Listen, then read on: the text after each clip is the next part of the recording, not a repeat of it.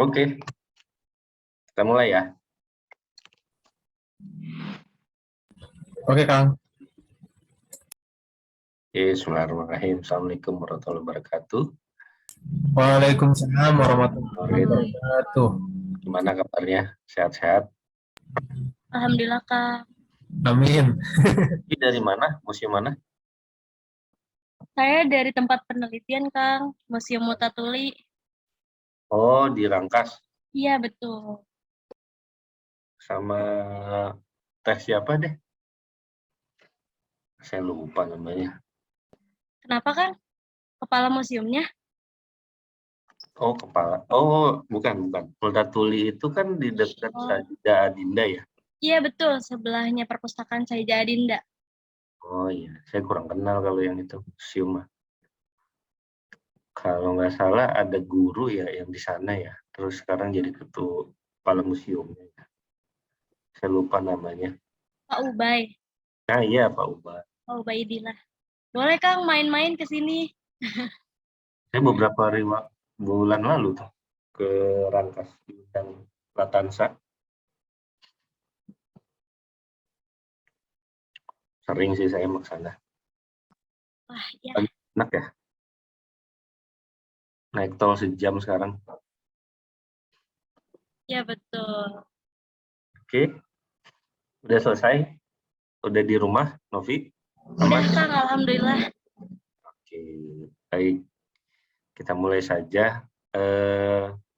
Sebelumnya saya mohon maaf, Jerry sepertinya 3 hari ini info yang saya dapatkan lagi sakit, demam. Beliau kurang bisa kayaknya kalau dalam keadaan demam bisa menyampaikan materi, khawatirnya kurang optimal katanya. Jadinya mungkin kita reschedule ya. Tapi untuk singkat waktu dan juga membackup, saya coba untuk mengisi minggu ini agar tetap bisa terjaga ya dari informasi-informasi keilmuan yang sudah kalian dapatkan. Nah, yang mungkin yang bisa saya sampaikan pertama adalah jika ada hal-hal yang memang masih belum jelas dari kami, baik dari sisi penjelasan, kemudian juga materi, kemudian sama praktik, silakan ya bisa dikonfirmasikan ke kami. Di hari ini juga saya coba, silakan kalau ada yang mau bertanya kembali perihal mungkin materi saya ya yang memang mungkin belum begitu terbiasa ya sama teman-teman, jadi mungkin khawatirnya ada beberapa yang miss dan harapan kami sih tidak seperti itu. Jadi kalian bisa bertanya dan juga menyampaikan setiap ada hal-hal yang memang kurang jelas dari sisi kalian gitu ya. Yang pasti kami welcome, kami dengan senang hati akan menjawabnya ya. Yang jelas kalian bisa menerima dan juga memahami setiap apa yang memang kami sampaikan, baik yang sudah dilakukan oleh saya, kemudian Kang Iman ya di minggu yang kedua, kemudian Mas Yusak di minggu yang ketiga, dan ini kita backup dulu mungkin minggu depan atau minggu depannya lagi ya untuk Jerry. Karena kondisinya juga dia lagi proses penerimaan CPNS dan belum memiliki laptop ya infonya, karena sudah dibalikan ke kantornya dan sekarang rada susah gitu untuk bisa memberikan materi karena keterbatasan dari segi gadget.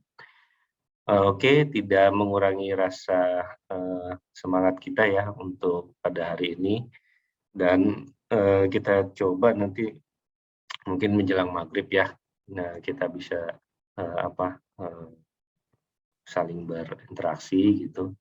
Kemudian saya coba di hari ini saya akan menyampaikan mengenai beberapa proyek yang memang sudah kita kerjakan di luar ya.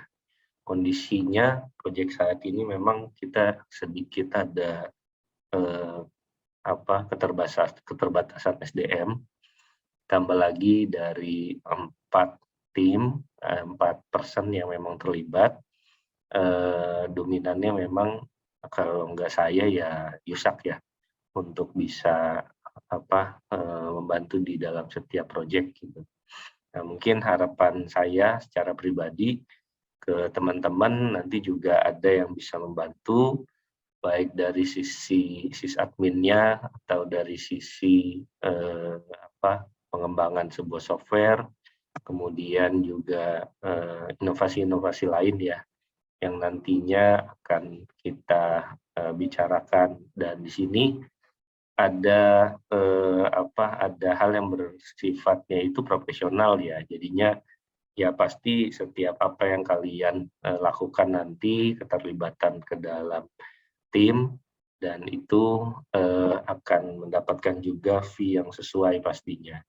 Jadi di sini kami welcome jika kalian nanti akan terlibat secara langsung ataupun tidak langsung ya. Dan nantinya juga harapannya kalian bisa mendapatkan pengalaman. Karena pengalaman ini yang memang dominan yang saya lakukan itu sangat berdampak ya di dalam proses berkembangnya baik dari segi diri saya pribadi ataupun berkembangnya relasi. Jadi banyak yang memang sebelum saya mendapatkan proyek, banyak juga yang sifatnya itu ya saya memberanikan diri gitu. Misalnya ada satu kebutuhan gitu dari klien dan di sana saya belum begitu menguasainya, tapi saya welcome kalau misalnya memang ada hal-hal yang nantinya bisa kita diskusikan baik secara tim ataupun pengembangan diri saya. Dan dari situ saya lihat itu menjadi learning by doing yang sangat berarti ya, yang nantinya bisa didapatkan juga sama teman-teman agar mungkin bisa melebihi dari kami gitu. Harapannya seperti itu dan mungkin juga nantinya kan berdampak ya baik dari segi sosial teman-teman ataupun berdampak juga dari segi mungkin pendapatan ataupun pengalaman, relasi dan sebagainya. Karena itu yang sangat berarti sih ya. Saya di sini sejak 2017 lah kurang lebih ya. Sudah mulai memberanikan diri dan teman-teman juga saya libatkan untuk bisa bersama-sama gitu di dalam membangun proyek ini. Nah, itu harapannya sih ya, teman-teman ya. Nah, ini spesifiknya satu proyek yang memang sedang kita in charge dari 2017, teman-teman. Proyek di dalam repositori institusi Kementerian Pendidikan dan Kebudayaan. Nah, kalau sekarang kan Kemendikbudristek ya. Nah, pengembangannya itu sudah sangat intens ya di tiap tahunnya. Nilai proyeknya juga berkembang gitu ya dari 2017, 2018 sampai sekarang. Dan untuk 2022 ini kebetulan akan ada satu pengembangan lagi dari segi aplikasi dan juga regulasinya.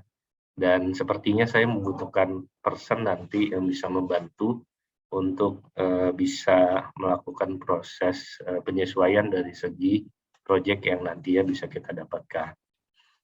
Mungkin hari Kamis ya kita akan meeting sama tim dari Dikbud, mungkin diwakili saya dulu ya. Dan nantinya saya coba sampaikan ke teman-teman jika ada yang berminat silakan. Intinya sekedar gambaran di dalam proyek ini nanti kita akan membuat satu bentuk dokumentasi dan juga promosi terhadap pengembangan aplikasi dengan berbasis API. Jadi API yang ada di dalam repositori Kemdikbud saat ini sudah berhasil kita aktifkan ya di 2021 kemarin dan saat ini sedang proses integrasi di beberapa sistem, baik di sistem perpustakaan nasional, mungkin teman-teman pernah mendengar sistem deposit ya, atau undang-undang karya cetak karya rekam, pernah dengar nggak? Nah, di sana kan ada satu tools yang harus digunakan ya sama pihak klien dari perpustakaan nasional, dan itu membutuhkan satu bentuk pengembangan dari sisi pengembangan API-nya. Nah, di sini yang sedang kami kerjakan untuk membantu pihak Kemdikbud, khususnya perpustakaan, agar nantinya bisa saling berkomunikasi gitu dari segi sistem, baik dari parameter-parameter tertentu yang kemarin sedikit saya sampaikan ya, tentang Postman, tentang API public, dan lain sebagainya. Dan sekarang pengembangan di 2022 ini lebih masif lagi harapannya, karena kita akan lebih terbuka, kita akan lebih memproklamirkan gitu ya, mempublikasikan, mensosialisasikan regulasi ini, dan harapannya juga nanti banyak pihak yang memanfaatkan. Mungkin teman-teman waktu di magang versi saya atau sesi pertama ya, itu teman-teman pernah saya kasih info mengenai ini ya, mengenai tabel API dari core. Pernah nggak? Pernah ya? Pernah kan? Nah ini. Nah ini yang akan kita kerjakan nanti ya. Teman-teman nanti saya fokusnya kemungkinan besar, kalau teman-teman ada yang berminat, di sini ada satu aplikasi. Nah ini namanya Redoc. Ini Redoc-nya ya. Jadi Redoc ini merupakan open source tool generate API documentation for API Open API specification. Nah ini GitHub versionnya.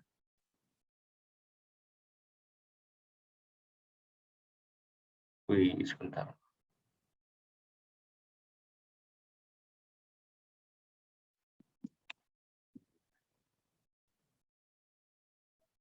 Nah ini dia. Sepertinya saya pernah menyampaikannya. Jadi nanti kita akan melakukan proses instalasi, kemudian kita akan mendokumentasikan seperti halnya di sini, core.uk. Dan ini nantinya pastinya ada satu bentuk pembiayaan ya, yang nanti yang bisa kalian dapatkan. Nah, jadi kita akan diberikan satu server khusus, kemudian kita akan melakukan penyesuaian dari segi pengembangan. Nah ini salah satu pengembangannya. Kita menggunakan server repodev.kemdikbud. Ini parameter berdasarkan page-nya.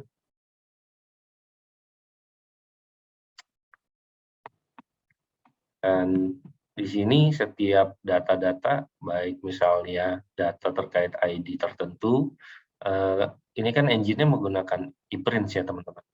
Nah, nanti di dalam ePrints ini ada ID-ID kan yang biasanya kalian depositkan kan gitu ya.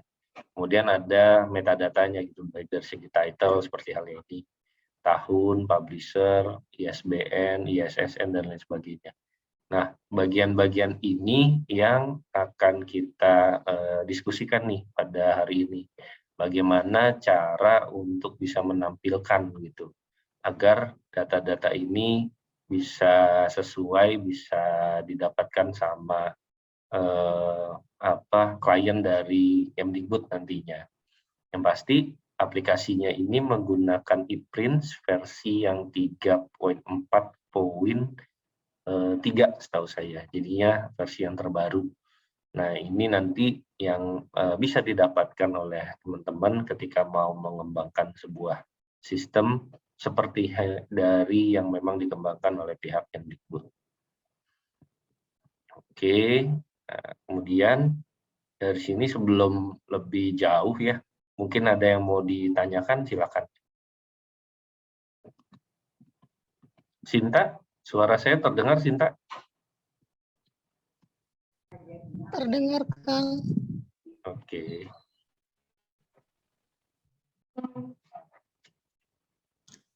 Kang, Yap. itu tadi kan katanya pakai ePrints ya, berarti otomatis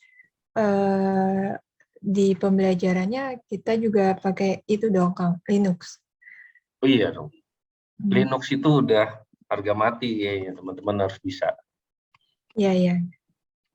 Karena kalau kita bicara infrastruktur sekarang, dominasinya tuh Linux.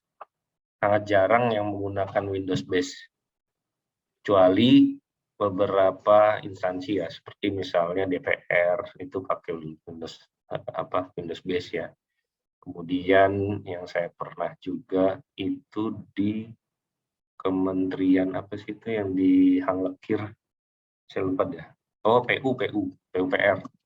Nah, itu juga menggunakan Windows base tahu saya. Selebihnya dominannya Linux.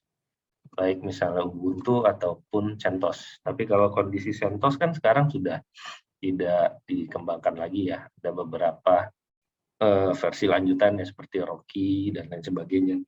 Nah, itu juga mungkin kalian sebaiknya bisa mempelajari kondisinya gitu agar bisa lebih mengikuti dari perkembangan yang ada.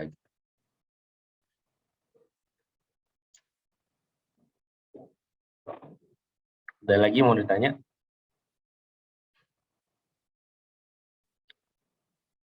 Atau mau mulai dari, kemarin saya dapat report dari Yusak, ada beberapa yang belum memahami bahasan saya sebelumnya. Ada yang mau ditanyakan? Silakan ya. Kang, kemarin itu kan kita sempat kepotong ya yang step by step itu yang kata masukin apa namanya, yang kita bikin web page itu kan ada yang Gimana? belum Bikin apa? apa sih halaman website gitu. Aduh, Landing itu page. landing page. Nah, itu ada kita belum sampai full gitu kan, ada beberapa langkah. Nah, itu belum dilanjutin. Itu mau dilanjutin apa gimana ya, Kang? Oh Yang iya, sekarang bentar. gini, kalau misalnya mau dilanjutin, saya masih nunggu waktu dari Jerry. Takutnya terlalu terlalu meloncat takutnya ya. Karena Jerry itu bahasannya nanti tahapannya lebih ke software engineering-nya. Jadi misalnya kalian bisa melakukan modifikasi dulu dari segi aplikasi, kemudian memahami proses instalasi. Kalau Kang Iman kan beliau lebih ke manajemen atau lebih ke promote ya, promote, memanfaatkan multimedia kan seperti itu. Nah, kalau Yusak itu kan lebih ke manajemen project dengan menggunakan Git, dengan menggunakan perangkat yang ada di dalam Git, push, pull, commit, dan lain sebagainya. Nah, kalau Jerry, dia lebih ke kita modif nih dari aplikasi. Jadi aplikasinya itu misalnya menggunakan Setiadiwalanai misalnya. Kemudian dari situ bagaimana cara melakukan modifikasi. Nah, kalian udah ada gambaran dulu nih bagaimana melakukan cara-cara seperti itu gitu. Nah, baru setelah itu bisa kita bicarakan masalah yang public API-nya. Nah, karena menurut saya itu harus kalian bisa pahami dulu. Mungkin kita tunggu waktu saja, kira-kira Jerry itu bisanya kapan. Kemudian baru dari situ kita akan bahas yang bahasan saya sebelumnya gitu ya. Yang pasti kalau dari saya lihat kalian kan sudah bisa mengikuti ritmenya gitu.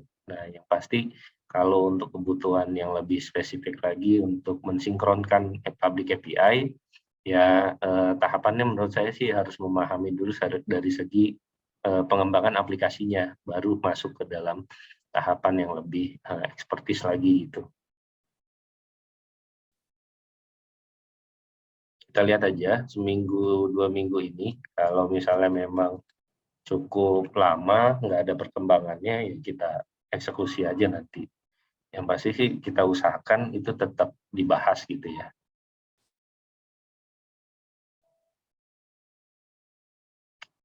Ada lagi teman-teman yang mau ditanya?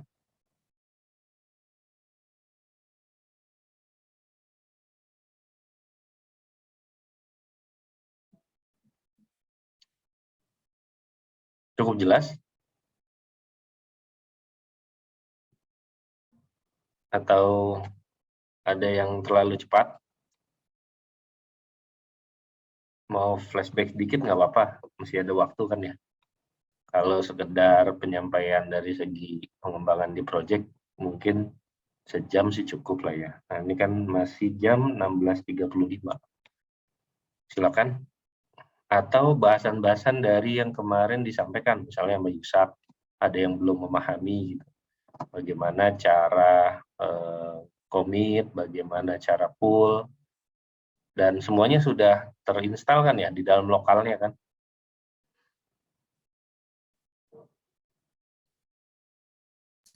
Sudah, Kang? Yap. Sudah ya? Iya, sudah. Kang Dudu, Yap. apa namanya, beberapa dari kita, termasuk Mega itu ada kesulitan buat install Stiadinya tuh di lokal gimana ya Kang? Mau udah Yang mana pakai versi berapa? Walane yang terbaru sih yang dari GitHub. Oh, yang menggunakan Laravel di FDR. Atau yang mana? Yang ini Screen? install Stiadi di SAM sama di Laragon itu error terus. Notif errornya seperti apa? Notif errornya kayak gini nih. Bentar. Izin share screen ya Kang. Ya, silakan, sudah multiple. Sebentar mana ya. Nih begini Kang, kalau ini kan pakai Laragon. Ini saya pakai Laragon, terus pas pakai SAM juga sama, trouble-nya di sini. Nah, itu emang ada yang udah dieksekusi dari segi konfigurasinya. Kenapa Kang? Konfigurasi ketika melakukan instalasi itu di mana? Kalau ini sih pakai Laragon Kang. Ini belum niban dari sisi database-nya atau udah? Belum sih kayaknya. Nah, itu kayaknya masih ada satu bentuk yang error di sana. Dia kan di sini kan ada parsing data tuh. Jadi ketika dia melakukan bentuk parsing, penarikan data, dia bingung datanya tuh data yang mana. Itu dari notif errornya sih yang saya coba lihat sih seperti itu. Nah, jadi mungkin bisa dicek lagi apakah database-nya itu emang sudah sesuai, kemudian konfigurasinya juga sudah sesuai, dan bisa jadi dari segi PHP-nya mungkin masih tinggian. Nah, ini bisa dilihat juga. Karena saya lihat PHP kan versi 7.4 ya itu.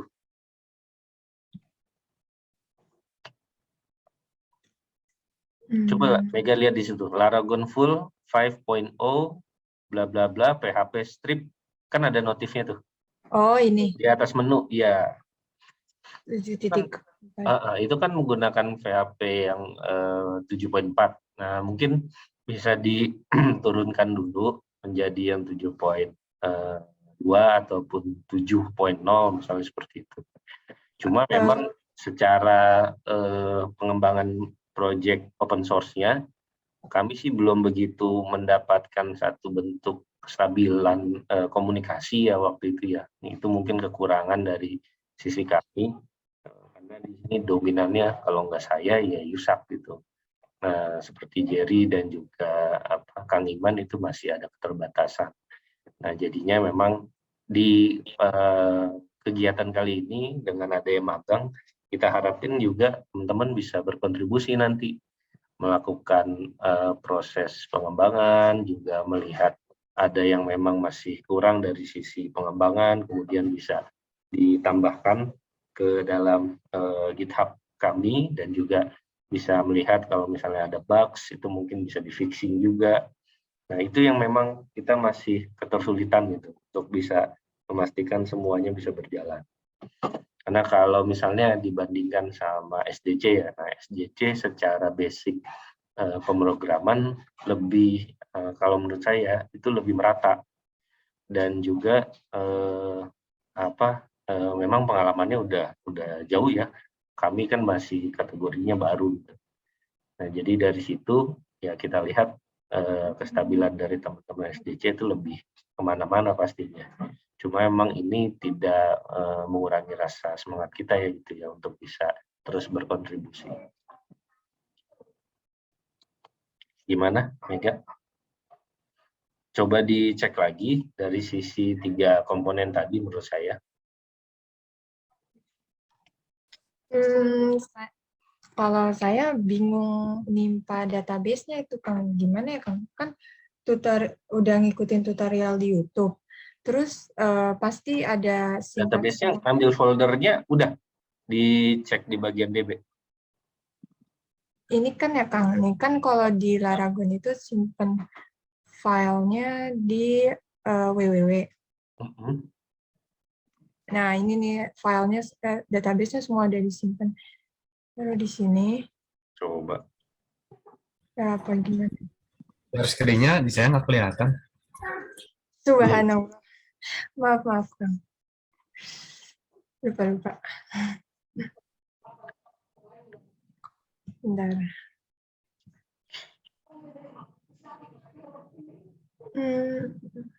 Stop.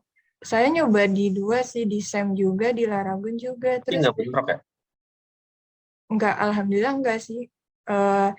Tapi kalau pas pakai Laragon itu ditutup dulu. SEM-nya kalau mau pakai SEM ditutup dulu Laragonnya gitu. Oh iya, itu berarti bentrok kalau dua-duanya jalan. Maksudnya gitu kan? Ya. Ya itu mau bentrok namanya. Ya. Iya benar. Nah ini kan kalau Laragon itu simpan repository ya di www. Nah ini yang sebelum diekstrakan dari ekstrak namanya repository dan ini DB-nya tuh di atas coba. Iya. Ini udah ya dilakukan konfigurasi. Udah. Terus untuk coba dibuka lagi di yang apa? Ando. Balik Ando. Oh iya sebentar. Nah, ya. Coba ke atas deh. DB coba. Itu bawah JS apa tuh? Lip ya. File, dokumen, recipe, template. Files bukan Kang? Coba di files. Backup tuh. Nah, ini udah ya yang update. Udah kedam. Udah buat database baru. Sini? Iya. Jadi Mega nanti buka PHP MyAdmin misalnya, atau kalau di Laragon kan pakai Heidi SQL. Nah, kemudian di dump atau diimport. Kalau di SEM itu diimportnya itu file ini terus iya betul dimasukin ke ini kan. Nah udah juga Kang. Lihat tetap nih coba kita pakai mau pakai yang exam atau mau pakai yang Laragon. Coba kita pakai yang SEM ya.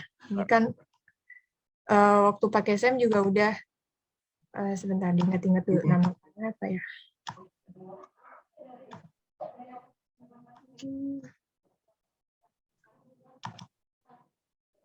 Sebentar nama filenya htdocs. Oh repository. Ya.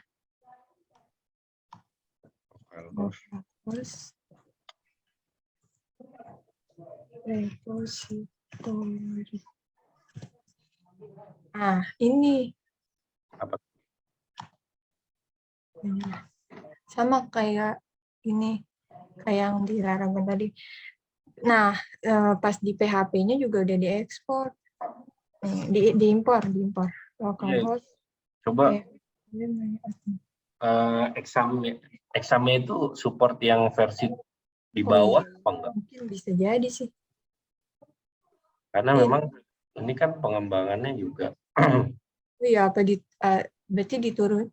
Ini Bikin multiple exam supaya bisa ngebaca juga buat yang versi 7, versi 7.2 gitu deh. Saya sih yakin itu solve dengan cara seperti itu. Berarti ini SEM-nya terlalu tinggi ya, Kang? Bukan SEM-nya, tapi PHP-nya. Jadi kalau kita bicara masalah exam, itu kan dia paket ya. Ada paket komplit lah bisa dibilang. Paket untuk web servernya ada, paket buat DBMS-nya ada. Nah, DBMS kan di sini nih, MyAdmin. Kalau web server dengan menggunakan Apache. Salah satunya misalnya dinonaktifkan, ya dia nggak jalan, nggak ada respon, nggak ada request nanti kan di sana. Itu kan dasar di dalam pengembangan sebuah web base kan gitu.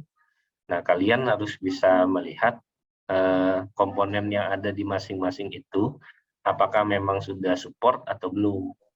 Itu kategorinya memang dependensinya harus bisa disesuaikan gitu dengan komponen source yang ada. Jadinya memang harus disesuaikan dulu. Ini kalau web server, ini menurut saya sih ini kan dari sisi PHP adminnya juga terlalu tinggi ya. PHP versionnya 8.1. Sekelas Boolean juga, saya nggak yakin ini support. Oh, kalau cara menurunin PHP-nya itu gimana ya, Kang? Coba di googling dulu, banyak kok. Yang pasti komponennya itu kalau dengan menggunakan Laragon itu bisa dilihat dari kan tadi ada tulisannya tuh, pokoknya dia ada satu bentuk paket, kemudian di sana kita tinggal ngambil saja PHP yang versi yang di bawahnya. Nah, kalau dari sisi exam, nah di exam tuh ada satu komponen lagi, coba dicek di dalam examnya coba. Exam, iya. Nah, kemudian bisa ke netstat ataupun ke shell, netstat juga. Nah, di sini kan ini berkaitannya sama portingnya gitu ya. Kalau ini kan. Nah, di sini nanti port yang khusus buat PHP versi berapa gitu. Nah, itu bisa kita setting nanti. Misalnya 8080. Nah, itu dikhususkan buat PHP versi 7.0. Nah, itu bisa juga kita setting ke begitu. Atau tidak menggunakan netstat ini, coba diklik, dinonaktifkan, kita menggunakan yang shell. Nah, dengan adanya beberapa command line yang bisa kita tambahkan dengan mengaktifkan PHP versi yang terbaru. Nah, misalnya pernah nggak instalasi PHP? Kan waktu itu Mega pernah melakukan instalasi ePrints ya. Di dalam instalasi ePrints kan ada juga install PHP versi berapa, bla bla bla bla kan kayak gitu kan? Ada mungkin, tapi Mega lupa Ya. caranya gitu, cara lebih. Nah, dari situ kita tambahkan saja supaya exam ini nanti support juga untuk PHP yang versi yang sebelumnya gitu. Nah, dengan menggunakan command line ini. Oke, paham. Jadi Kang, intinya ini errornya ini mungkin ya, kemungkinan penyakitnya itu gara-gara PHP versionnya terlalu tinggi ya, Kang? Indikasi terbesar sih itu kalau menurut saya. Jadi nanti kalau Mega turunin, kalau tetap nggak bisa juga Atau nanti. examnya aja, jangan versi yang paling terbaru, tapi examnya bisa kita lihat, kan ada di Bitnami kan? Iya, ada. Di Bitnami nanti pilih aja exam versi ini, versi berapa di supportnya. Nah, itu yang memang kita bisa lakukan penyesuaian ke dalam sistem nanti. Oke, baik. Makasih ya, Kang, solusinya. Ada lagi yang mau ditanya?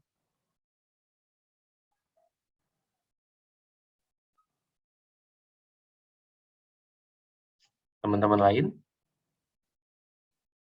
Cukup jelas? Kalau dari aku, Kang, aku sama aja kayak Mega sih. Aku kan dari awal tuh nggak pernah pakai Sampipi, aku pakainya MPPS ya, Kang. Kemarin tuh sempat ngikutin tutorialnya yang punya Pak Azwar tuh di channel YouTube-nya tentang gimana cara install Setiadi. Tapi Pak Azwar itu Setiadinya bukan yang Walane, apa ya? Aku lupa deh. Kayaknya waktu itu belum yang update. Nah, udah ngikutin, aku udah bikin username segala macam, passwordnya udah aku bikin di comment prompt, ngikutin beliau gitu. Terus udah maksudnya kemarin kan dikasih tahu sama Sinta juga tuh, sempat diskusi sama Sinta kalau kita tuh harus impor yang files itu, Kang, yang update-nya. ke Iya, database. Ya, Ah, database-nya Novi udah buat juga di PHP My Admin. Nah, ternyata tuh sama kayak Mega gitu, dia nggak bisa. Terus di situ kan bacaannya awalnya dia bingung gitu. Kita tuh ya. harus masukin apa namanya, nyesuaiin nama database-nya, nama user sama password. Nah, Novi Ya. kan otak-atik tuh di config-nya kemarin. Mm-mm. Nah, udah Novi samain. Maksudnya nama database-nya, terus username-nya sama password yang udah Novi buat di comment prompt kemarin tuh. Nah, Mm-mm. tetap aja Kang nggak bisa. Oh gitu. Masalahnya sama. Sebenarnya masalah basic pengembangannya sih, Nov. Cuma memang kita harus ada kayak semacam apa ya, pemikiran kritis lah.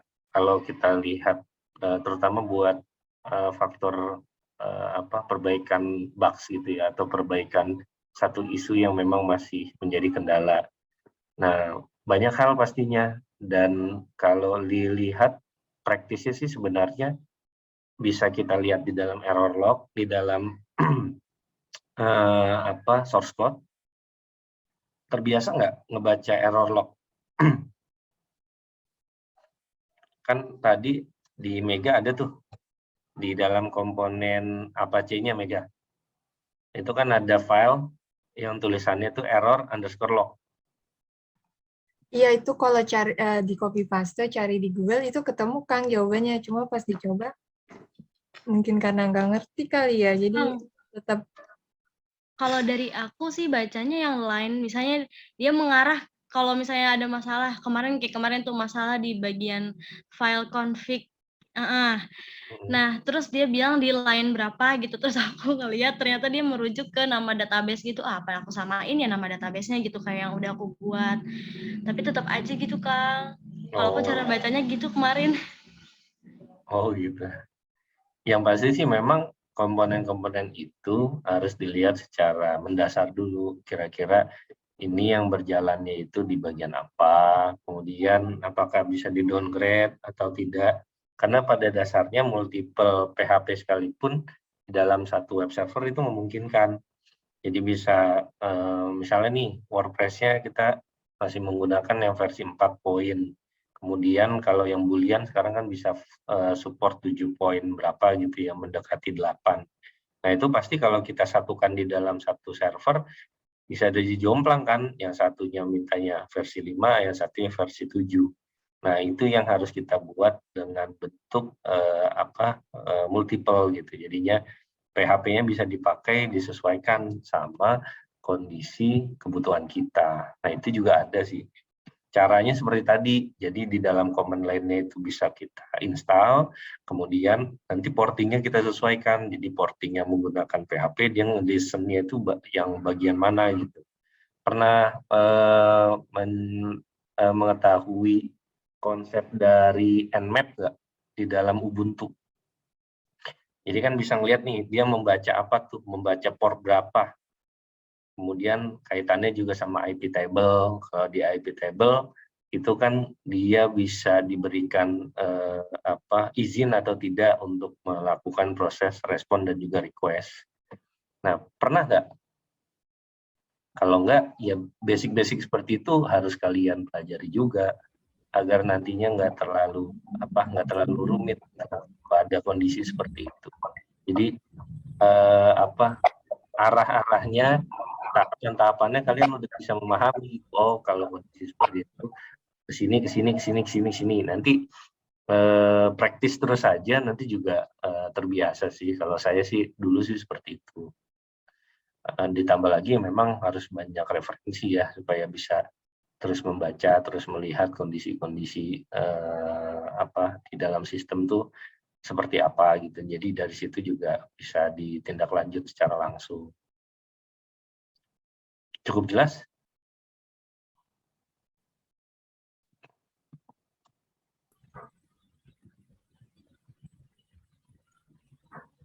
Jelas sih Kang, cuman kalau saya kan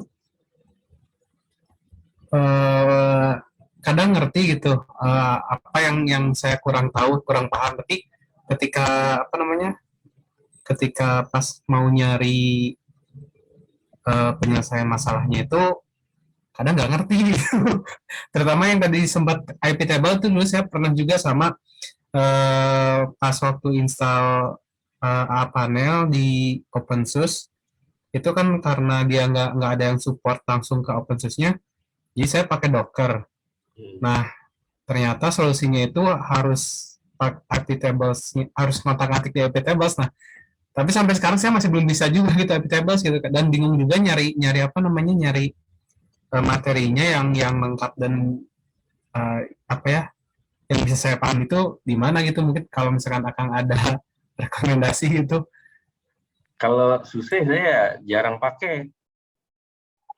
Tapi kalau Ubuntu itu ada Maksudnya materi soal IP tables gitu kan. materi soal IP tables. Kalian bisa mempelajari pernah dengar nggak LMS-nya Pak Ono Purbo? Oh iya iya iya. Nah, Oh iya. banyak banget beliau itu. Itu berkaitan sama konfigurasi, berkaitan sama security, berkaitan sama hal-hal yang teknis ya untuk pengembangan di Linux, di Ubuntu khususnya, itu banyak beliau. Ini linknya seperti itu. Oh iya. Oke, nanti saya coba buka yang di Pak Ono itu. Banyak banget beliau. Dia kan udah e-learning rakyat kan beliau. Oh iya. Nah, open course. Tuh. Saya scroll nggak bisa habis nih. Tuh. Ya kan? Ini zaman dulu mungkin Sinta ya. Sinta kan katanya pernah, SMA-nya kan SMK. Terus juga basic tentang salah satu kurikulum yang berkaitan sama jaringan juga kan mempelajari ya. Nah, di sini juga ada. Ini banyak banget. Dan ini free semuanya. Kalian bisa mempelajari di sini. Bisa dicari juga di penelusurannya. Ini menggunakan Moodle. Ini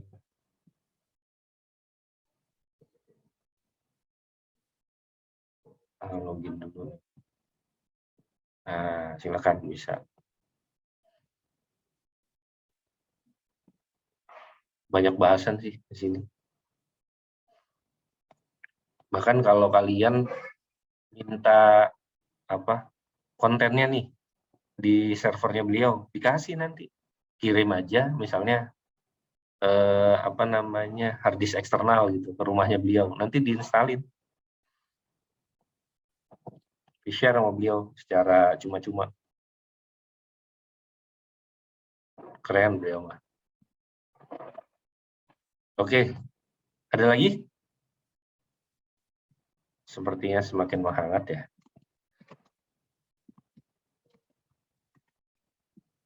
Ada yang mau ditanyakan lagi? Kang, aku boleh tanya nggak masalah Git? Ya, jadi tuh aku sebenarnya masih bingung ya, Kang.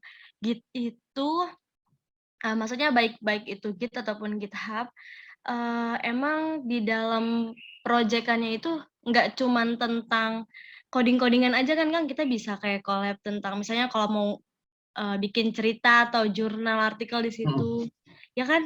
Berarti Yap. nggak harus codingan. Oh, Iya, oke. betul. Nah, ini salah satunya yang mau kita minta bantuan dari teman-teman. Kan salah satu dokumentasi dari kami kan itu menggunakan GitHub. Nah, nanti bisa dalam bentuk teks, kalian bisa membuat, kemudian nanti kalian bisa melakukan update ke dalam GitHub. Nah, nanti mungkin teknisnya sama Kang Iman. Nah, itu juga bisa untuk dilakukan penyesuaian. Jadi bukan serta-merta semuanya berkaitan sama codingan gitu, enggak juga. Bahkan kalau dulu ada yang dokumentasi, mungkin pernah dengar Gitbook. Nah, di Gitbook itu ada satu layanan, dulu tuh Acacia pernah pakai dari SDC, tapi karena sekarang berbayar, jadinya ya mau nggak mau berubah lagi. dokumentasinya dengan cara yang lain. Nah, kalau kita mau fokus sama menggunakan yang GitHub saja memang, karena layanannya sepertinya seterusnya itu gratis dan bisa dimanfaatkan secara langsung. Jadi sesuailah sama kondisi kita. Mau coba apa kira-kira, Novi, selain pengembangan aplikasinya? Oh enggak Kang, kemarin soalnya kan dapat tugas itu tuh dari Kang Yusak yang kita disuruh komit. Nah Novi tuh bingung, ini tuh sebenarnya nge-komit itu maksudnya di dalamnya itu kan harus ada apa ya isinya gitu ya.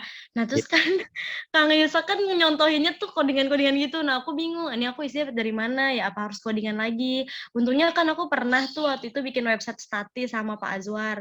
Aku pakai codingan itu.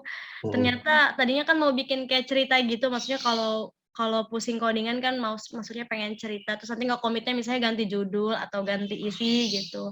Ya bingung di situ aja sih kemarin. Oh gitu.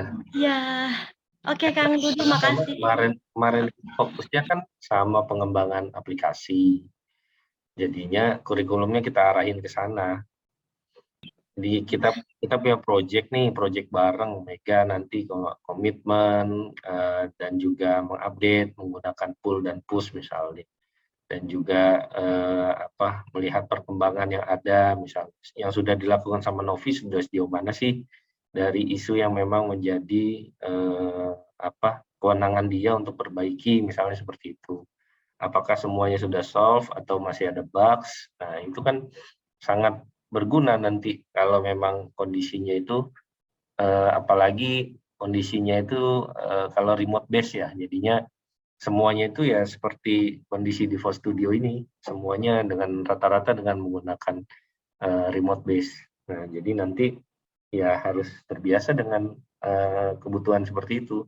Kalau enggak, ya kita juga rada sulit buat mengetahui setiap apa yang memang dilakukan sama tiap person gitu.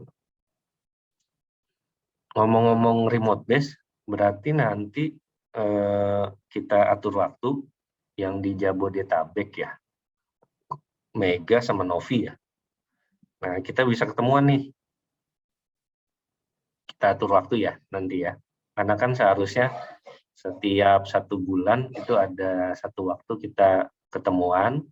Kemudian dari situ bisa kita lebih intens lagi mengenai setiap yang memang sudah kita lakukan. Baik misalnya ada kendala atau apa ya bisa langsung ditanyakan aja on the spot. Mungkin Bisa, kalau Kang. saya ya Yusak nanti atau berdua sama Yusak. Nah kondisinya kan kalau Kang Iman di Purwakarta, Jiri lebih jauh lagi di Aceh. Kang Dudu, tapi Novi minta maaf banget ya kalau misalnya selama mengikuti kegiatan magang kayak terlalu banyak nanya atau lemot gitu dalam mencerna pengetahuan. Mohon maaf sekali.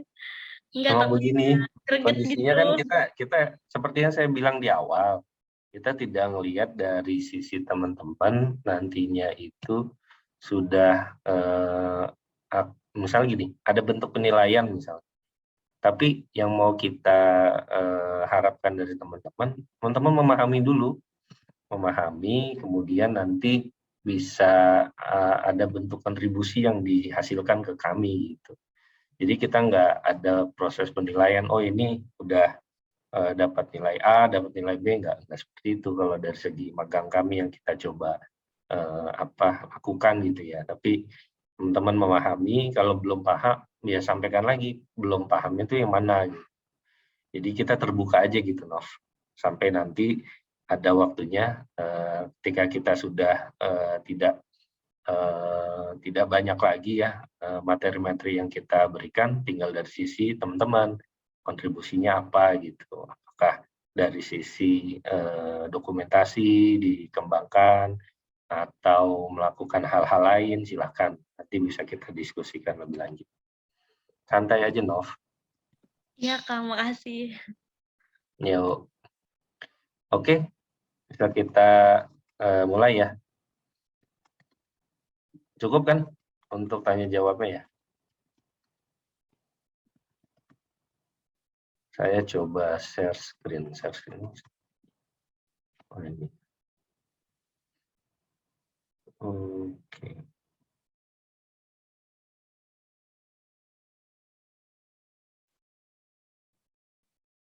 Ya, bentar. Sorry, sepertinya salah.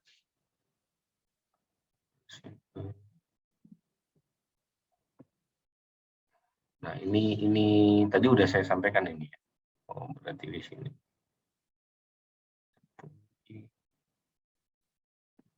Nah, ini ya. Kelihatan nggak? Kelihatan ya? Kelihatan, Kang. Oke, ini kita udah masuk ke dunia hitam lagi nih ya.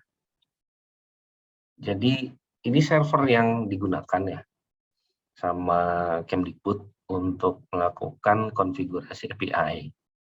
Jadi, total itu ada kurang lebih berapa ya? Ada 4 yang existing kalau nggak salah. Yang pertama itu buat prod untuk production yang teman-teman bisa akses di repository.kemdikbud.go.id. Kemudian berkaitan sama API itu kita bisa mengakses di repodev.kemdikbud.go.id. Kemudian ada lagi dari segi pengembangan beberapa statistik yang dapat dihasilkan dan juga semacam stock of name gitu dari sisi digital file yang ada di dalam repository. Nah, itu bisa kalian akses di admin repo.kemdikbud.go.id. Kemudian ada satu lagi yang sifatnya itu buat backup. Jadi satu IP yang nantinya diperuntukkan buat backup dari beberapa komponen yang memang sedang berjalan. Nah, khusus buat yang Repodev, ini teman-teman bisa melihat ini tampilannya ya dari segi pengembangan yang sudah kita lakukan sekarang. Ini spek yang ada bisa dibilang tidak begitu besar ya speknya ya, karena hanya beberapa giga saja gitu. Cuma memang peruntukan di sini kan nantinya buat pengembangan ke depan untuk bisa lebih banyak lagi pemanfaatannya, ya mau nggak mau spesifikasi ini akan kita tambah nantinya. Untungnya kalau di Kemdikbud kita cukup cepat gitu ya respon dari tim Pusdatin. Jadi di sana ada namanya Pusat Data dan Informasi, yang di Pusat Data dan Informasi itu teman-teman nanti bisa request setiap kebutuhan, kemudian nanti teman-teman juga bisa melihat apa-apa yang memang menjadi analisa dari tim Pusdatin gitu, karena di Pusdatin itu juga memiliki perencanaan dan juga evaluasi yang cukup baik menurut saya.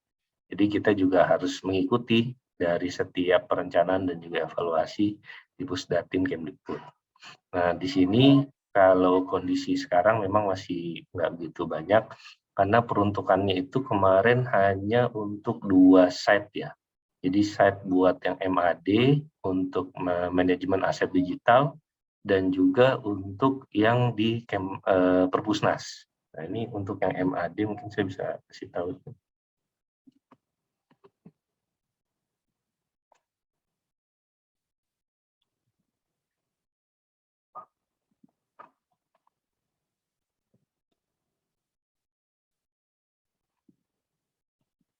Sebentar.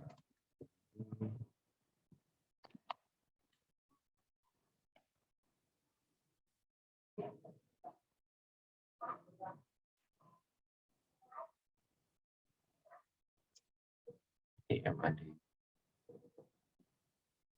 Nah, ini dia. Ini MAD itu mereka bikin semacam, sebenarnya sih kalau saya lihat fungsinya sih sama aja ya dari repository. Cuma yang membedakan ini nanti bisa lebih efektif MAD ini dengan adanya proses deliver data yang jelas gitu. Jadi ini kan ada fungsi pengaturan dan sistem keamanan, terutama fungsi yang tadi ya, pengaturan. Jadi nanti yang request itu dari instansi apa. Nah, dia ada tuh bentuk dokumentasinya. Berbeda dengan repositori yang memang fungsinya kan hanya ke dalam saja gitu ya. Jadi setiap ada hasil karya, setiap ada kekayaan intelektual, nah itu didepositkan ke dalam repositori. Tapi kalau yang ini nanti dari hasil repositorinya termanfaatkan oleh siapa saja sih fungsi-fungsi dan juga konten-konten yang ada gitu. Nah, itu bisa dilihat nih di dalam MAD. Nah, salah satu source yang digunakan dalam MAD adalah repository Dikbud. Nah, penggunaannya dari menggunakan konsep API yang FOSstudio kembangkan. Kemudian dari sini juga teman-teman bisa melihat manfaatnya nih. Nah, ini manfaat dari manajemen aset digital kebudayaan ya. Ada proses pengintegrasian, kemudian pengaturan yang lebih mudah, harapannya mempercepat pencarian, menambah ragam pemanfaatan. Nah, tapi di sini memang fungsinya itu dia tidak open access, jadi harus login terlebih dahulu.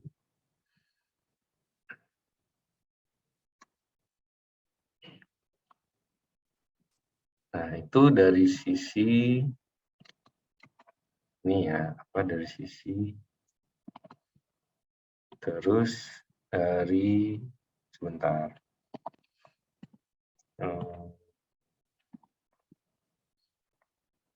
Oke.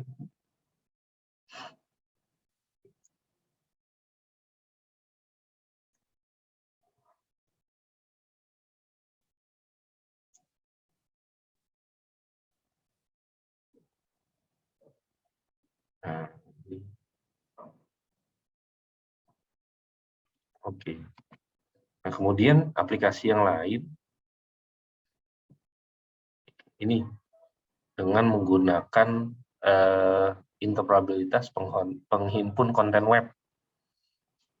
Ini orang perpusnas juga udah menggunakan cara seperti ini gitu. Jadinya teman-teman memang sebaiknya sih kalau menurut saya ya dari sekarang sudah harus banyak melakukan explore diri gitu supaya nantinya di dunia kerja itu bisa lebih siap gitu dengan kondisi yang ada. Karena tidak bisa tutup muka dengan pengembangan aplikasi, kemudian infrastruktur yang sekarang sudah lebih lebih meningkat ya dari kondisi sebelumnya. Nah, ditambah lagi user-user kita pasti juga membutuhkan inovasi-inovasi. Nah, ini yang memang nantinya bisa kita sampaikan gitu ya. Mungkin harapan saya dari magang ini teman-teman nanti bisa melihat lebih spesifik lagi kebutuhan-kebutuhan buat yang berkaitan sama sistem librarian, kemudian project base ya, kemudian nanti juga melihat pengembangan-pengembangan yang memang tidak begitu banyak mungkin di media sosial, tapi ternyata sudah banyak dikembangkan gitu dari masing-masing instansi dan itu menjadi sebuah tren nantinya. Nah, ini yang memang teman-teman harus bisa melihat, harus bisa segera untuk bisa dibilang ya menyesuaikan gitulah dari kondisi yang ada sekarang ini. Karena saya yakin di eranya nanti teman-teman sudah mulai bekerja bisa lebih canggih lagi gitu, bisa lebih mutakhir lagi setiap pengembangan dari web base-nya gitu. Bisa jadi beberapa aplikasi yang sekarang memang sudah tidak berjalan ataupun fungsi sekarang juga tidak berjalan, tapi lebih meluas lagi, baik misalnya dengan pendekatan dari yang sekarang artificial intelligence misalnya ya. Kemudian hal-hal lain yang memang nantinya bisa kalian lakukan penyesuaian di era kalian nanti. Nah, ini yang bisa didapatkan.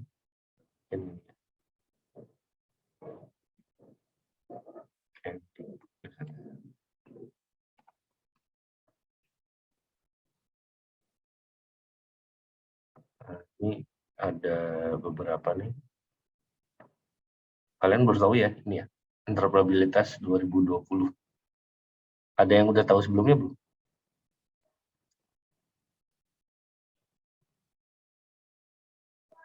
Belum, Kang. Belum ya, Nov? Belum. Di kuliah juga diketahui belum? Ada yang pernah menyinggung masalah ini?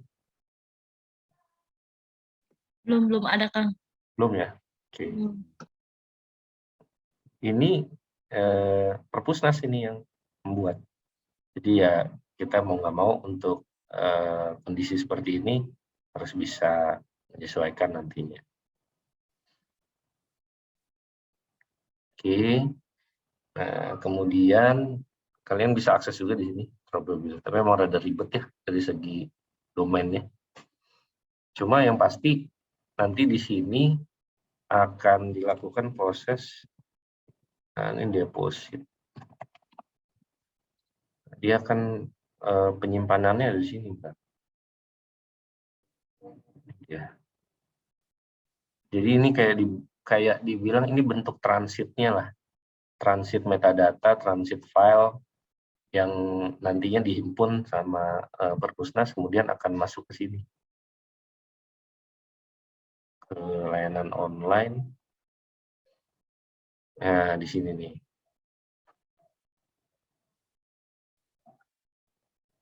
Udah ada berapa banyak. Dan ini amanat undang-undang nih. Cetak karya rekam ya. Tahun 2017. Kalian juga harus bisa memahami nih supaya nanti setiap hasil karya masyarakat Indonesia kalian bisa berkontribusi nih untuk melakukan proses deposit ataupun preservasi agar lebih banyak lagi pemanfaatannya. Nah, ini semuanya nanti akan masuk ke sini. Jadi ini hanya sebatas transitnya saja. Nah, di dalam repo dev Kemdikbud ini sudah diambil proses pengambilan datanya, kemudian dihimpun di sini dan disuplai ke sini. Jadi ini bisa dibilang view display-nya di sini. Bisa dipahami ya?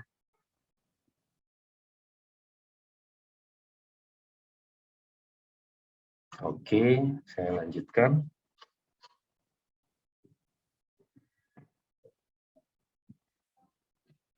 Oke. Nah, di dalam repo dev ini nanti teman-teman bisa melakukan eksekusi dengan menggunakan satu bentuk aplikasi yang sifatnya itu server side. Dan memang di sini server side-nya dihususkan buat membangun API. Jadi kalau misalnya kondisinya nih, teman-teman nanti diberikan amanat untuk mengembangkan aplikasi. Baik misalnya yang umum ya di perpustakaan, SLIMS, DSpace, repository, ePrints, Revos misalnya, ataupun hal-hal lain mungkin pernah mendengar Invenio, kemudian Koha dan lain sebagainya. Nah, sekarang mau mengembangkan dari segi API-nya gitu.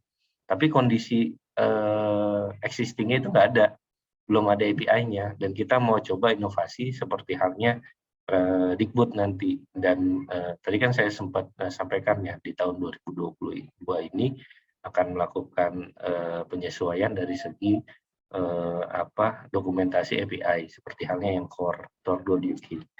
Nah, di sini nanti kalian bisa melakukan proses instalasinya dengan menggunakan satu server side yang mungkin pernah mendengar, namanya Lumen microservice.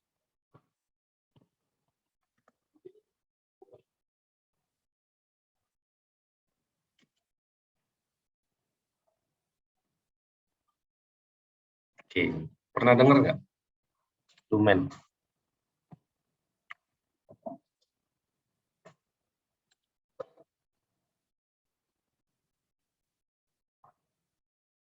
Lutfi? Ada Lutfi? Halo, halo Kang Dudu. Pernah dengar Lumen? Baru denger ini Lumen. Baru ya? Iya. Oke. Kemudian Haidar? Pernah dengar? Baru sekarang sih, Kang. Baru sekarang? Juga masih kesulitan install Laravel, kan. Di Linux gagal terus, nggak tahu kenapa. Tapi masih saya terus coba sih. Oh, siap, siap, siap. Ya. Masalahnya ada di mana? Errornya? Jadi kalau saya baca panduannya itu kan harus install dulu apa ya namanya, pokoknya Komposer. berhubungan dengan ya itu komposer gitu ya. Nah saya selalu gagal di situ. Masih saya terus cari sih apa namanya, Itu sih cuma doang. Ada port gimana kan? existing ada port existing yang dipakai. Nah, kita tutup dulu portnya itu, kemudian instalasi komposernya setelah port itu ditutup. Oh, berarti berkaitan sama IP tables lagi nggak, Kang? Nah, itu sih nggak terlalu terlalu dalam kalau berkaitan IP table. Itu lebih ke porting aja. Kalau menggunakan tadi yang netstat, Ya berarti nanti saya coba browsingnya berkaitan dengan port juga ya, Kang ya? Yap. Untuk solving. Itu sehari-hari Kang, siap. menggunakan SUSE berarti. Sekarang lagi pindah dulu ke Fedora, Kang, karena kan SUSE itu Fedora. gagal terus Berat lagi. gagal apa ya di panel gitu. Nah, itu buat keseharian ngeprint enak Fedora. Bisa sih. Oh, Word Ya, gitu, bisa aja. misalnya ngetik pakai Excel, Oh iya, lancar ya. Saya pakai LibreOffice, Kang. saya kadang kalau kebutuhan untuk pengembangan web baru pakai Linux tuh. Tapi kalau buat keseharian, user friendly memang lebih enak ini sih Windows pastinya kan.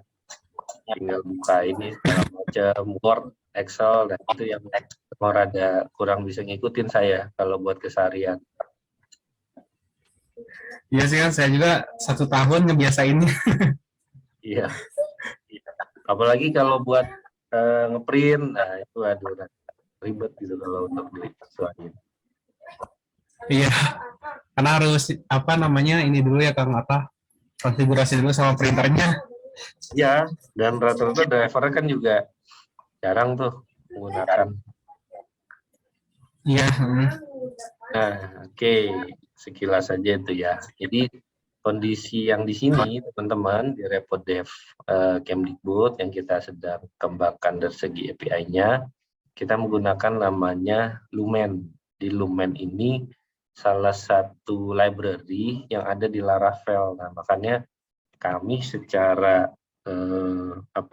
bisa dibilang lebih konsisten gitu dalam pengembangan melihat adanya kemudahan dari sisi Laravel. Makanya pengembangan yang DFDR yang Digital Repository Framework dari DeVos itu kita kembangkan dengan menggunakan Laravel. Di dalam magang ini pun juga kita lebih dominan penyampaiannya mengenai Laravel karena kami lihat, terutama saya juga belum banyak diskusi gitu sama kalau Yusak sama Jerry lebih condong Yusak kayaknya yang lebih menyenangi Laravel gitu. Kalau Jerry biasanya dia pengembangannya PHP native, jadinya ya itu masing-masing memiliki plus minus pastinya ya. Cuma kalau saya lebih ke praktis dan juga pemanfaatannya juga lebih banyak library-nya, ada salah satu ini Lumen ini. Jadi menurut saya Laravel bisa menjadi salah satu bagian buat kalian untuk dipelajari lebih dalam. Nah, ini proses pengembangannya kita menggunakan yang Laravel master versi 8 dari sisi Lumennya, dan di sini ada beberapa requirement-nya. Jadi misalnya harus menggunakan OpenSSL PHP extension, PDO PHP extension, MBString PHP extension, dan ini bisa kalian cek di dalam, biasanya itu ada PHP info dan PHP ya. Kemudian apakah di bagian salah satu kolom itu sudah tersedia OpenSSL-nya, nanti akan muncul tuh. Tapi kalau misalnya OpenSSL pas ada requirement seperti ini, kalian belum melihat OpenSSL itu memang tersedia, ya otomatis di sini juga tidak akan dilakukan proses pemeriksaan, maksud saya kalian juga harus melakukan proses pemeriksaan dengan melakukan instalasi untuk tindak lanjut lainnya atau seperti apa gitu ya, kalian bisa memastikan. Yang penting OpenSSL, PDO, dan MB-String-nya ini juga versi PHP-nya adalah sesuai sama requirement dari Lumen yang kita gunakan masternya. Nah, kemudian ketika melakukan proses installing, di sini juga dengan menggunakan Composer. Kalau yang versi 9, update yang saya ketahui, itu tidak ada satu bentuk pengembangan Composer sih. Tapi itu khusus di Laravel ya. Kalau di Lumen ini ada keterangan seperti ini. Jadi ada beberapa yang mungkin belum diikuti gitu ya, dari segi pengembangan Laravel utamanya, core-nya gitu. Jadinya mungkin ada beberapa yang missing atau apa, dan di sini juga masih terlalu dini sebenarnya untuk menggunakan Lumen yang versi master 9. Jadi kalau mungkin saran saya sih, seperti halnya sekarang kita menggunakan yang versi Lumen master 8 ya. Dari beberapa informasi yang saya sampaikan, sebelum kita lebih mendalam terkait teknis, ada yang mau ditanya nggak? Jangan malu-malu ya. Saya sedikit kaget juga itu, kok kemarin ada info dari Yusak, katanya ada beberapa yang belum memahami. Wah, saya bingung juga. Sepertinya saya berusaha welcome, apa-apa saja kalau ada yang memang terlalu cepat atau apa, saya coba menjawab. Tapi diusahakan jangan seperti itu, karena nanti kasihan kalian juga gitu. Harus ada effort lain gitu untuk mencari tahu. Karena kalau bisa ke saya dan saya bisa jawab kan nanti bisa lebih cepat gitu kan pemahamannya. Silakan.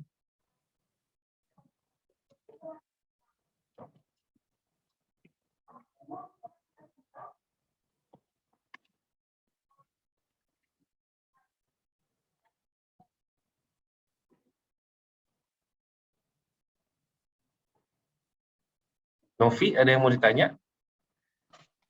Kang, aku masalahnya itu aja sih tadi. Selebihnya alhamdulillah, maksudnya aku punya temen kayak Mega, terus Sinta, Haidar, Lutfi yang bisa aku ajak diskusi gitu. Mereka juga baik selalu bantuin aku. Kemarin kalau nggak tahu nanya-nanya biasanya. Begitu, siap-siap. Kang, mau nanya deh, itu yang install Laravel yang dimaksud Haidar itu waktu udah pernah kita install belum sih, Kang? Lupa deh yang pakai Laragon itu. Iya itu. Itu kan ya? Iya betul. Kalau komposisi buat di Laragon untuk Linux itu kan masih terbatas. Walaupun di dokumentasi Laragonnya itu sudah ada. Jadi mau nggak mau melakukan proses instalasinya, Haidar itu menggunakan yang versi manual. Tidak menggunakan paket dari Laragon ataupun Exam seperti itu. Tapi dia kayaknya fine-fine aja tuh. Ya, Haidar ya. Asik sih Kang sebenarnya. Seneng nyari-nyari ininya, solusinya gitu, walaupun nggak ketemu-ketemu. Tapi suka aja gitu nyari. Iya, nggak apa-apa. Senyamannya aja. Yang penting jelas kan nanti proses pengembangannya kan. Karena tahap awal itu penting untuk bisa kalian pahami selanjutnya gitu. Jadi kalau engine-nya emang udah menggunakan atau gadgetnya itu sudah menggunakan satu produk tertentu, ya harus bisa memahami dulu secara lebih dalam produk ya. Haidar tadi kan dia menggunakan Fedora lagi sekarang. Nah, itu saya juga udah lama saya nggak pakai itu Fedora. Tapi Kang saya juga sih buat ngikutin apa namanya materi ini udah 2 boot Windows juga. Takutnya kelamaan di sini kan nggak Iya, ini, jadi yang saya ya khawatirin. aja. Ya, tapi udah kok, udah install Aragon juga. Cuman saya masih penasaran aja gitu. Kalau nanti nggak kekejar juga installnya ya saya pindah kayaknya. Oke, siap. Nggak apa-apa, senyamannya aja. Oke, saya lanjut ya. Jadi nggak ada pertanyaan ya, udah pada paham ya. dari proses bisnis yang tadi saya sampaikan terkait pengembangan API ini juga sudah memahami ya. Pengembangan awal di mana, kemudian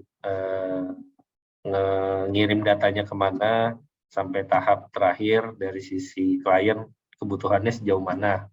Sudah memahami ya tadi ya.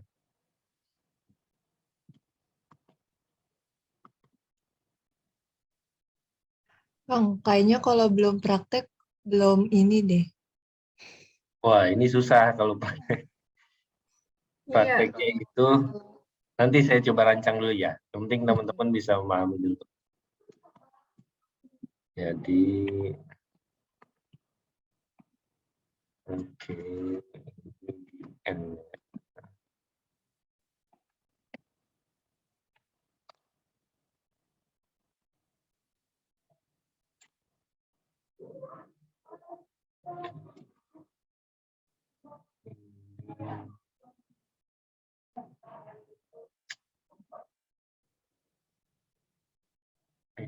Page.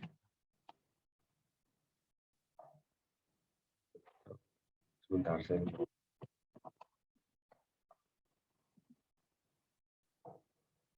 Salah.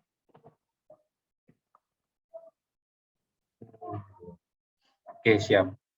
Jadi kalau mau praktek mungkin setelah ini ya kita coba arrange. Tapi kayaknya sih kita butuh beberapa waktu tambahan nih. Nggak cuma dalam 1 minggu, cuma 2 kali pertemuan. Mau nggak saya coba tantangin nih? Mega, siap? Boleh. Boleh, Kang? Boleh ya? Boleh. Oke. Nah, mungkin yang pertama yang harus dilakukan sama teman-teman, ini udah spesifik dengan menggunakan Ubuntu.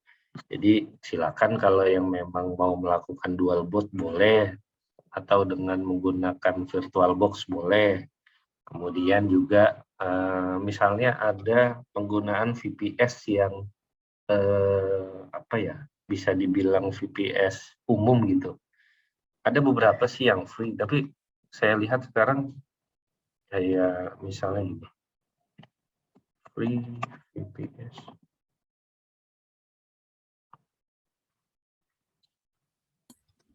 Belum ke share, Kang, screen-nya. Belum saya share emang. Oh iya, ya, siap. DigitalOcean misalnya. Nah, coba kalian droplet di sini. Nah, ini ada yang gratis sih setahu saya, tapi update-nya saya kurang tahu ya. Silakan kalian coba pelajari dulu. Kira-kira. Nah, ini kalau nggak salah ada yang gratis nih di DigitalOcean. Jadi memang udah harus ada infrastrukturnya. Nah, itu satu. Kemudian yang kedua, kalian harus bisa melakukan instalasi Lumen. Ikutin arahan ini di dalam server itu, di dalam VPS itu. Bisa dipahami nggak? Itu 2 tahap ya. Dan satunya lagi, engine yang kita pakai. Engine yang kita pakai apa nih? LIMS kah? ePrints kah? Kalau menurut saya, untuk yang kita supaya penyampaiannya satu ya kita gunakan ePrint saja. Jadi ada 3 komponen yang harus kalian siapkan. Yang pertama, VPS-nya, atau dalam bentuk virtual machine boleh, VirtualBox, dan pokoknya usahakan sih kalau kalian mau ada anggaran khusus silakan ya. Misalnya sewa di sini di konsol. Ini murah banget. Konsol ID Cloud.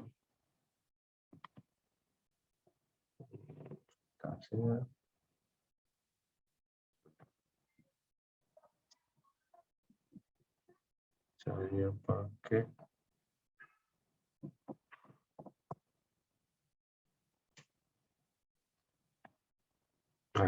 ini.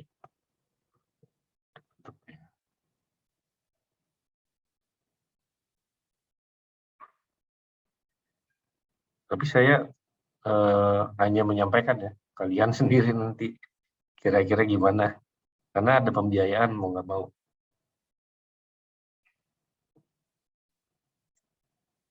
Ini dan ini sifatnya as you go. Jadi kalau kategori as you go itu kalian harus ada bentuk top up dulu.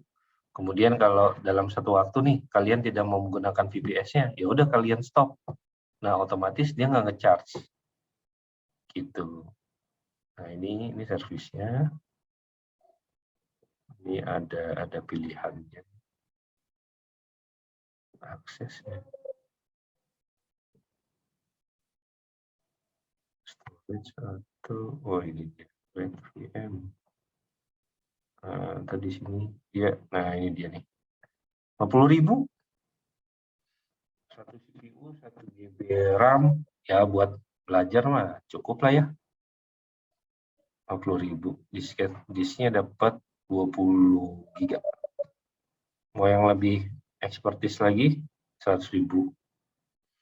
Nanti di sini OS-nya kita gunakan aja Ubuntu, tapi jangan terlalu besar ya. Versi yang di bawahnya ini aja, versi 20.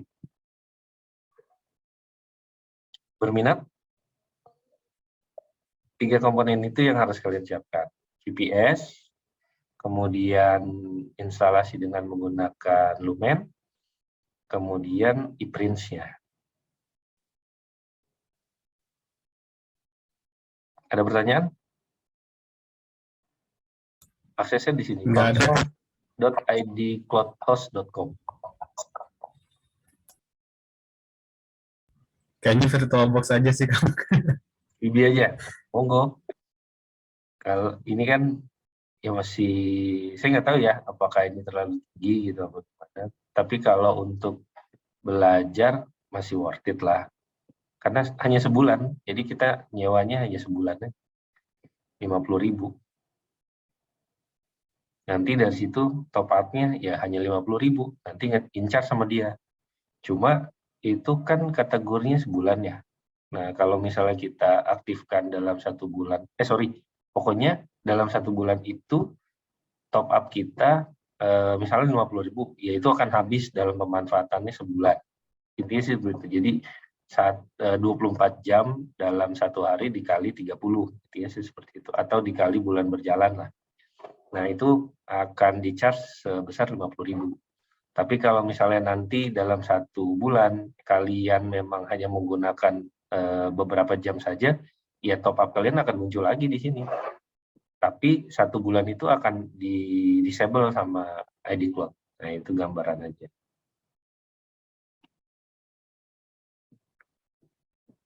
Atau cara yang gratis, monggo di sini ya. Saya coba lanjutkan.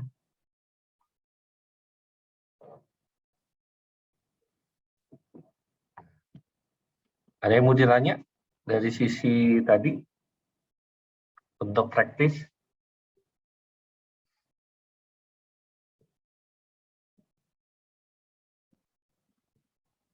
Itu jelas?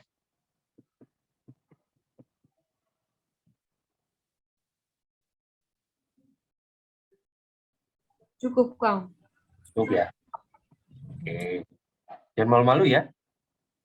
Kan sudah berapa minggu? Nggak boleh malu-malu. Nah, ini dokumentasi deployment-nya.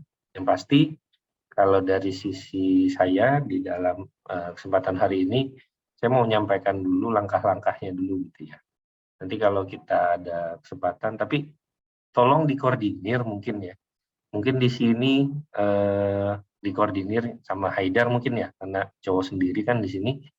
Nah, tolong dikoordinir kira-kira waktunya kapan mau praktis tadi.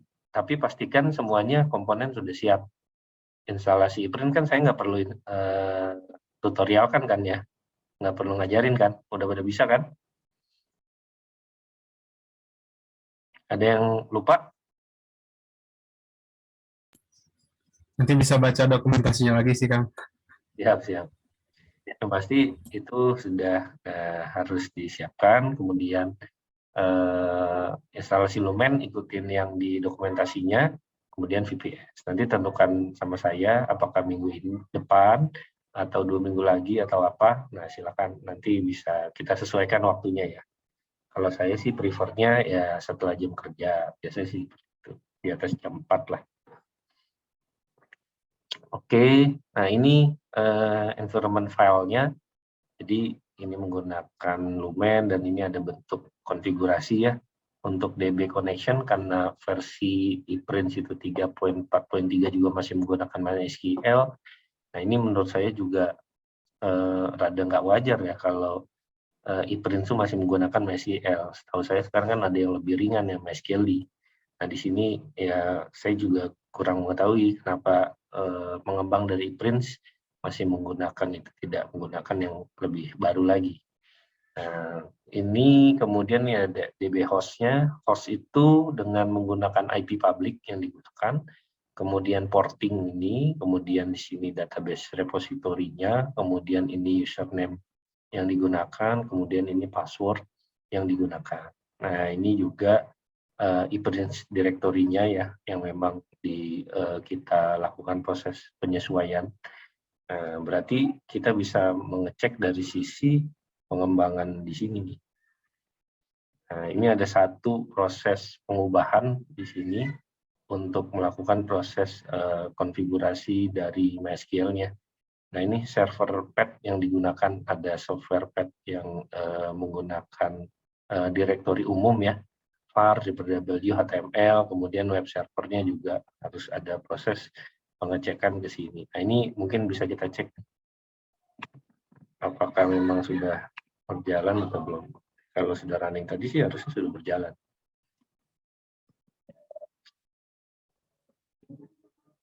Ini 0816.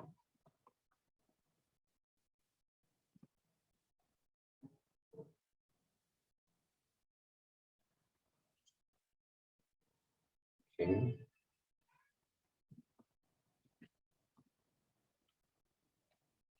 Mana sih? Lupa share screen. Ini dia. Ini kita sih. Kemudian kita cek.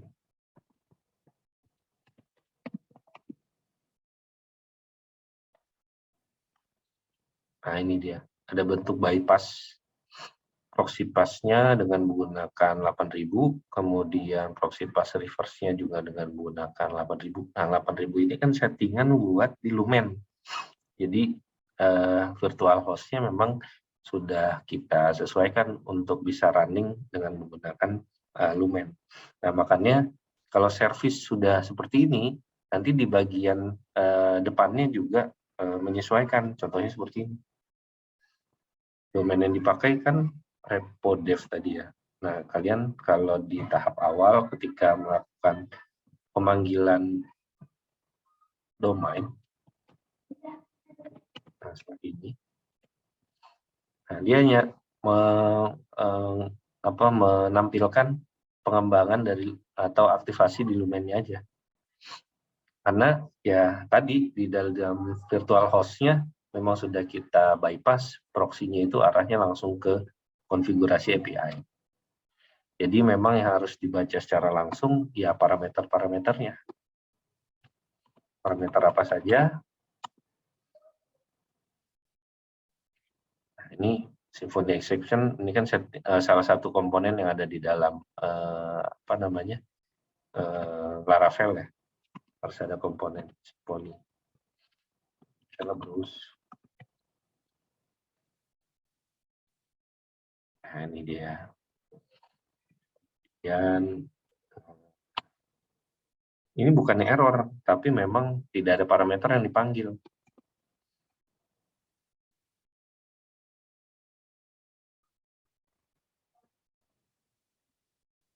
Nah, baru kalau parameter dipanggil udah ada, year 2021, muncul semua dia. Apa-apa saja yang memang ada di dalam komponen dari repo dev. Ambil 2002, ada apa enggak nih yang baru? Nah, ada ternyata. Jadi ini juga kategorinya update ya. Dan setiap ada updating kita langsung bisa get data. Nah, ini nantinya juga bisa kita gunakan untuk kebutuhan yang API public. Cuma dari segi kategorinya ini bisa dibilang belum ada bentuk autentifikasi karena kita belum set arah ke sana. Jadi baru dalam bentuk autentifikasi umum gitu ya. Dan ini by request sih. Cuma ini tidak disampaikan ke publik. Nah, makanya dikhususkan saja buat kebutuhan magang.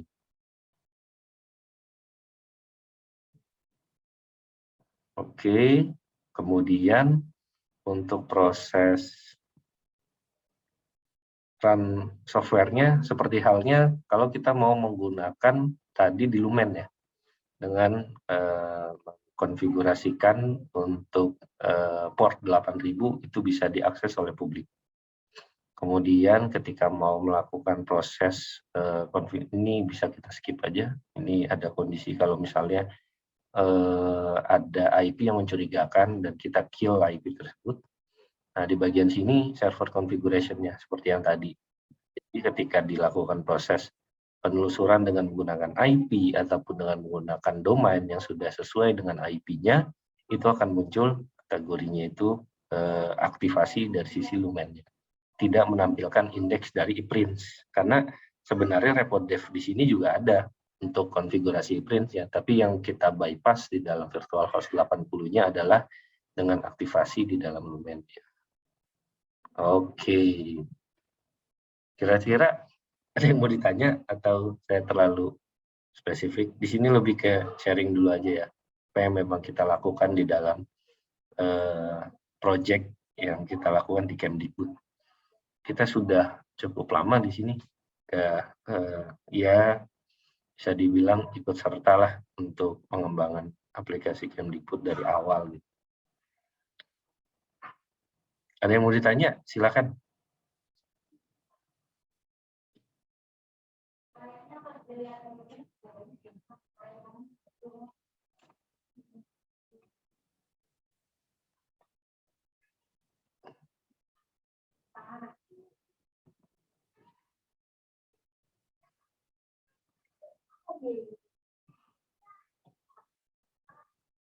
Kalau dari segi mungkin masih ada yang bingung ya, tapi kalau dari segi buat penyemangat, setiap project di sini bisa kita dapatkan range itu antara 50 sampai 100 sekali project.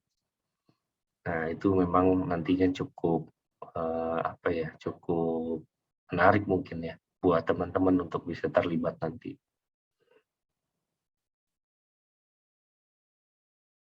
Dan itu memang harus menggunakan bendera. Jadi kita punya bendera sendiri nantinya, kemudian dari situ kita ajukan dan disesuaikan sama anggaran.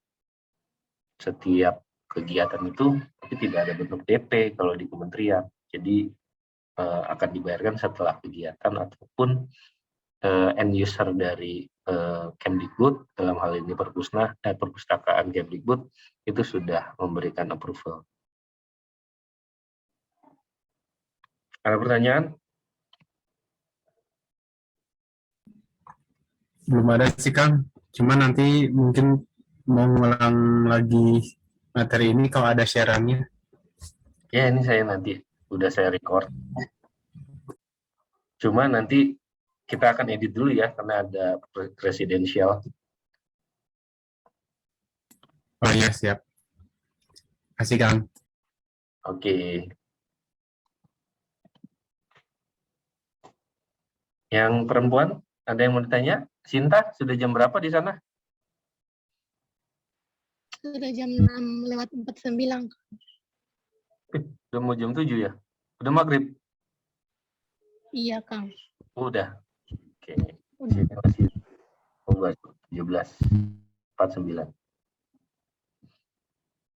Novi, ada yang mau ditanya? Lutfi? Mega?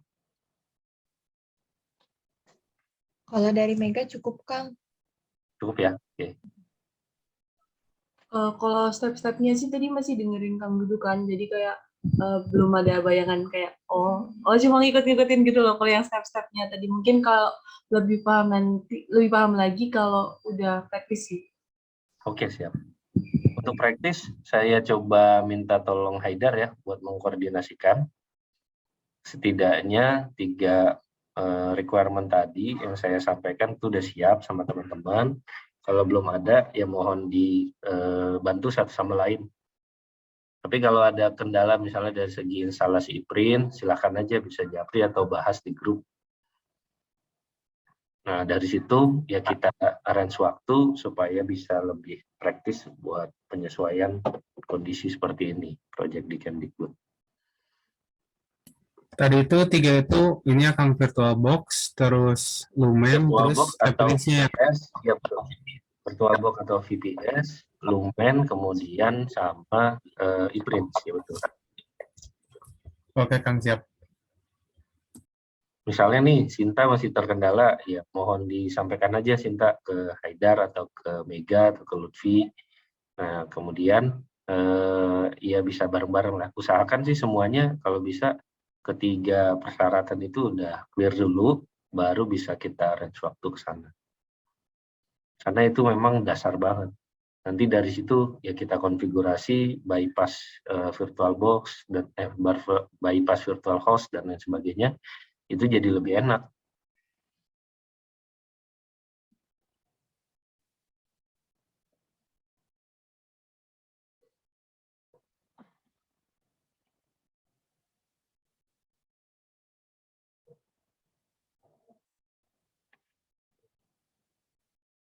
Oke, kalau tidak ada pertanyaan, kita bisa foto bareng. Kita udah ada open kamera, bisa? Bisa, Kang. Sebentar ya, Kang. Siap, siap.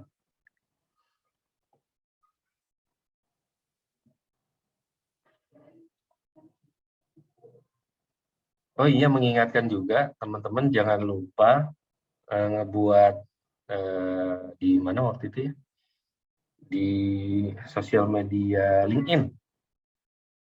Ya, di LinkedIn, kemudian ada keterangan internship misalnya, atau magang, nah disampaikan di sana di mana, di Voice Studio, kemudian disampaikan aja apa-apa yang memang dilakukan. Tapi di FOS udah ada di link, udah ada di ini LinkedIn. Kang Dudu. Belum ada. Oh, belum ya? Oke. Kan bisa kan cuma sebatas.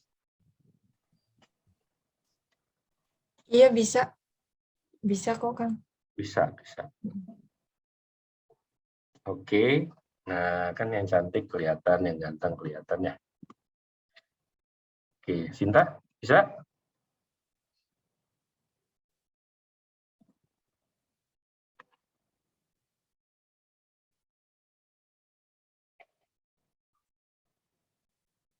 Masih nunggu Sinta sebentar. Mega, kapan kira-kira bisa kita temuan? Saya rumah dekat sih dari UIN, Kang Dudu di mana tuh, Kang? di Perigi, Perigi di mana tuh? di Geraha Bintaro, tau nggak? Oh, iya, iya. Kapan ya? Ya, Tapi mungkin bisa juga ya. iya, Novi bisa. Tapi Novi di Rangkas, apa ada saudara nggak? Apa ngekos di Jakarta? Novi stay di Rangkas, Kak. Udah nggak ngekos lagi. Oh gitu, sejak ini ya. Ya, Nah, tapi nggak apa-apa nanti kalau mau ketemuan. tinggal ketemuan aja misalnya di Sudimara gitu. Kan sejalan kan dari Rangkas, tinggal sekali naik kereta. Iya, nah tergantung jadwal Kang Dudunya aja bisanya kapan. Kita mah udah tinggal nunggu bimbingan doang. Oke, siap. Ada lagi. Ya, baik. Sinta sepertinya kesulitan ya? Kita coba langsung aja ya. Silakan. Kita foto dulu. Oke, 1, 2, 3. Siap. Kemudian di magang saya. Yes. Satu lagi. Foto yang lucu-lucu, mangga. Jangan yang ini apa kaku-kaku. Cinta bisa gabung? Wah, terkendala. Mungkin lagi sholat ya. Oke. 1, 2, 3. Oke. Siap? Oke, sudah semua. Dari saya cukup ya. kalau kalian ada pertanyaan, silakan bisa langsung via grup ataupun japri saya sekalipun juga boleh. Yang pasti diusahakan apa yang memang kalian belum dapat, belum pahami, bisa kalian tuntaskan. Pertanyaan-pertanyaan memang belum jelas, silakan bisa pelan-pelan gitu ya. Mungkin sekarang belum jelas, sekarang udah jelas, tahu-tahu lupa lagi sekalipun juga silakan bisa disampaikan. Mungkin dari saya cukup, saya akhiri ya rekan-rekan ya. Billahi taufiq wal hidayah. Assalamualaikum warahmatullahi wabarakatuh. Selamat sore teman-teman. Waalaikumsalam warahmatullahi wabarakatuh. Makasih, Kak. Yo, mari. Kang Dudu. Assalamualaikum. Salam.